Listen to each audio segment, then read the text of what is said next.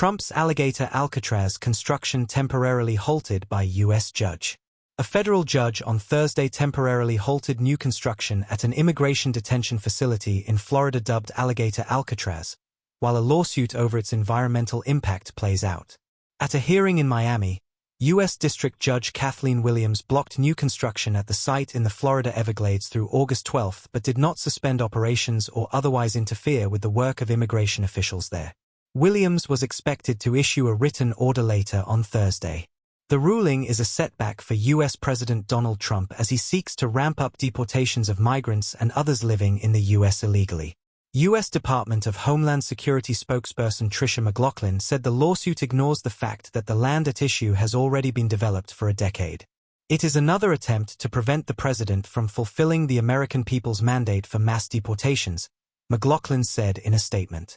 Trump has made Alligator Alcatraz emblematic of his hardline immigration policies, boasting of its location in a vast tropical wetland teeming with alligators, crocodiles, and pythons. Officials have estimated the facility could cost $450 million annually and house some 5,000 people. In their lawsuit seeking to block construction at the site, environmental and tribal groups say it threatens sensitive wetland ecosystems, endangered species, and essential waterways.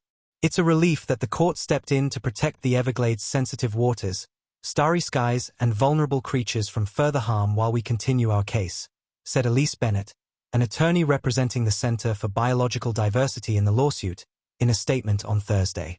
Other critics of Alligator Alcatraz have condemned the facility as inhumane and dangerous to detainees.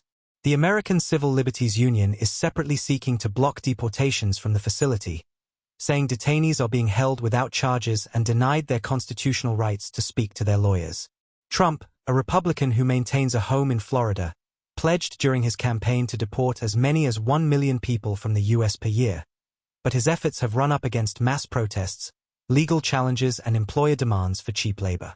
Trump's landmark tax and spending bill signed into law on July 4 provides roughly $170 billion in funding for immigration and border enforcement over 4 years.